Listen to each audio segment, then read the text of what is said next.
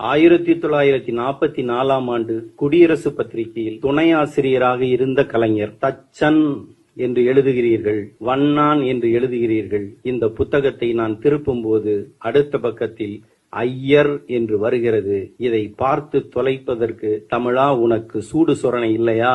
1957 சட்டமன்ற உறுப்பினராக வந்த பிறகு வண்ணார் தச்சன் என்கின்ற தீர்மானத்தை கொண்டு வந்த போது அது காங்கிரஸ் ஆட்சி காலத்தில் ஏற்றுக்கொள்ளப்படவில்லை. சி. சுப்பிரமணியம் எதிர்த்தார் என்பதை கூட புரிந்து கொள்ள முடிகிறது. கக்கனும் ஏன் எதிர்த்தார் என்பதை நமக்கு புரியவில்லை. இன் என்று சொல்வதால் இழிவு அல்ல என்று பேசியது கக்கன். 1975 அவரே கையெழுத்து போட்டு இர் என்பதை கொண்டு வந்தார். ஒரே ஒரு வார்த்தை தான் இன் என்பதற்கும் இர் என்பதற்குமான ஒரே ஒரு சாதனையை செய்வதற்கே 1944 இருந்து 1975 வரை காத்திருக்க வேண்டும்.